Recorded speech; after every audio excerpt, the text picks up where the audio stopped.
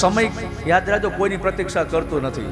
એટલે આપણા મહાપુરુષોને કેવું પડ્યું છે બાપજી, કલ કરે સો આજ કર. આજે સંકલ્પ કરી લેજો, હવે કાલની પ્રતીક્ષા ન કરતા. હવે સંકલ્પ હું કાલે કરીશ, હવે કાલે વિચાર કરીશ. સાહેબ જીવન આમને વયું જાય સાહેબ. અને અમે જે આમ કાંઠે આવીને ઉભા રહી ગયા, જેને પૂછો ને, જેમ કાંઠે આવીને ઉભા રહી ગયા પૂછો કે આ કાંઠો કેમ આવી ગયો, ખબર પડી? એટલે એમ તરત જવાબ આપશે કે જરાય ખબર નથી પડી. હમણાં જ આમ બાળક બાલ્ય અવસ્થામાં બાળકમાંથી ક્યારે આમ યુવાન થઈ ગયા, યુવાનમાંથી ક્યારે બુઢા થઈ ગયા, કઈ ખબર ન પડી. હવે તો ઝાલટાણું થઈ ગયું. પૂછો 60, 70, 80, 90 વર્ષ કેમ થઈ ગયા પૂછો, કઈ ખબર નથી પડી જોતામાં. લંડનમાં તમે જાઓ ને એટલે એ લોકોનું એક સૂત્ર છે. એ લોકો એમ કે અમારી પાસે અરીસામાં મોઢું જોવાનો સમય નથી. અમે 3 વખત મોઢું જોઈએ છીએ. એ પહેલી વખત જોઈને તો અમે બાળક હોય, બીજી વખત જોઈને ત્યારે અમે યુવાન થઈ ગયા, ત્રીજી વખત જોઈને ત્યારે બુઢા થઈ ગયા હોય. આના ઉપરથી આપણે ઘણું બધું સમજાય છે કે વાત એ સાચી છે. સમય કેમ જતો રહે છે એનું કાંઈ નક્કી નથી સાહેબ. એટલે સંકલ્પ જે લેવો હોય સાહેબ એ આજે જ લો, કારણ કે સમયનો કોઈ ભરોસો નથી, કાલ સવાર કેવી આવે સાહેબ. જાનકીનો નાથ પણ જાણી રે ન સકો, કાલે હવારે હું થવાનું, કાલે સવારે कुछ थोड़ा पता है कल सुबह क्या होने जा रहा है, क्या होगा. અમારા જીવનના અનુભવો રહ્યા છે. રાત્રિના 2 વાગ્યા સુધી જેની હારે બેઠા હોય, હવાના પોના 5 વાગે ફોન આવે, હાલો ભાઈ તૈયાર થઈ જાવ, એ તો જતા રહ્યા સાહેબ. એને તો દુનિયા છોડી દીધી.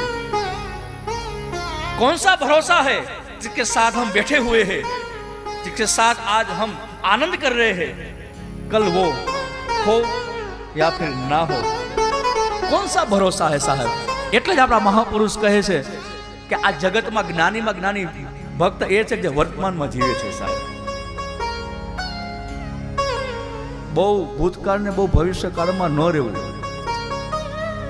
અને કદાચ મને जो कोई पूछे ने, अगर मुझे कोई पूछे बाप जी कि संसार में सबसे दुखी व्यक्ति कौन है, अगर कोई मुझे पूछे तो मेरी व्यासपीठ ये बारंबार ये कहती रहती है कि मेरी दृष्टि से, मेरी व्यासपीठ की दृष्टि से सबसे दुखी व्यक्ति वो है जो भूत और भविष्य में रहता है, या फिर भूतकाल में रहता है, भूतकाल की ही बातें करता रहता है, भूतकाल के बारे में सोचता रहता है, या फिर वो दुखी है, वो कमभागी है, और दूसरा दुखी वो है, कमभागी वो है जो भविष्य में रहता है,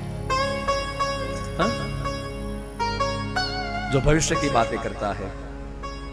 जिसने अपना वर्तमान देखा ही नहीं वो सबसे दुखी व्यक्ति है. અને વાત એ સાચી છે, જેના જીવનના ભૂત ને ભવિષ્ય છે એ ઉદાસ જ હશે, એને મુખડી લકડી ચિંતાગ્રસ્ત જ હશે. જોજો તમે એ આમ લમડે હાથ દઈને બેઠો હશે. આપણે એમ થઈ જાય કે આમ થયું છે હું. અને કદાચ તમે જો એને પૂછો તો એના શબ્દની અંદર ભૂતકાળ જ હશે. તપાસી લેજો કે ભૂતકાળની કોઈ પણ ઘટનાને યાદ કરતા કરતા દુઃખી થતા હશે, પણ એને એ ખબર નથી કે જે ભૂતકાળને યાદ કરવાથી હું દુઃખી થાઉં છું, મને દર્દ મળે છે, મને દુઃખ મળે છે, वो तो होना था हो गया, बीत गई सो बात गई. और ये कहां की सोच है कि उसी भूतकाल के कारण अपना वर्तमान बिगाड़ना. ये हम समझ ही नहीं पाते कि भूतकाળ અને ભવિષ્યકાળ આ બંનેનો જન્મ યાદ રાખજો વર્તમાન કાળમાંથી થયો છે. और जिसमें से जन्म हुआ है, जिस वर्तमान में से, जिनका प्रादुर्भाव हुआ है जिस वर्तमान में से, वही भूत और भविष्य की हम चिंता करते रहते हैं, उनकी बातें करते रहते हैं. ये पागलपन है साहब. दुख ने इन्विटेशन कार्ड લખવાની વાત છે कि तुम कहाँ हो, where are you, please come. Swami ji